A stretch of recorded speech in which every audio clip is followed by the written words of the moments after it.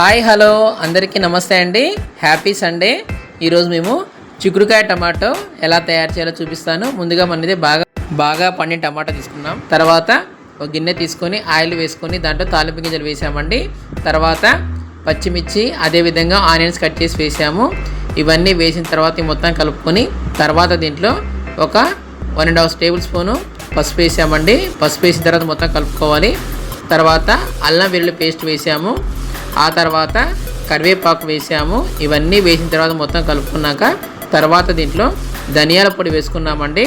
ధనియాల పొడి వేసుకున్న తర్వాత ముందుగానే మనం చిక్కుడుకాయలని కట్ చేసి పక్కన పెట్టుకున్నాం కదండి. సో వాటిని కూడా దీంట్లో వేసేసి ఆ మొత్తాన్ని ఈ విధంగా కలుపుకోవాలి.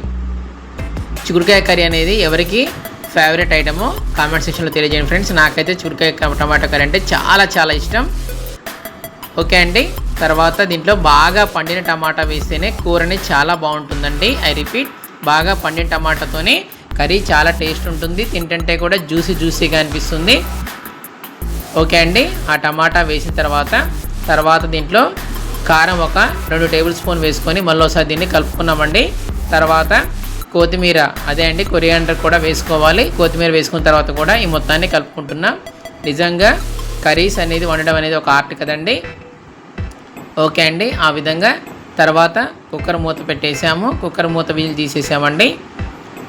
ఓకే. తర్వాత ఫైనల్గా దీంట్లో గరం మసాలా వేసుకున్నామండి. గరం మసాలా వేసుకున్న తర్వాత కూడా ఒకసారి కలుపుకొని ఒక 5 to 10 minutes చక్కగా సిమ్లో స్టవ్ ఆన్ చేసుకుని పెట్టుకోవాలండి. అంతే అండి. ఎంతో రుచికరమైన వేడి చిక్కుడుకాయ టమాటా కర్రీ రెడీ. ఓకే ఫ్రెండ్స్, ఈ వీడియో మీకు నచ్చితే లైక్ చేయండి, మీ ఫ్రెండ్స్కి అందరికి షేర్ చేయండి. ఇలాంటి మరిన్ని వీడియోస్ కోసం మన ఛానల్ సబ్స్క్రైబ్ చేయడం అసలు మర్చిపోవద్దు. Bye friends.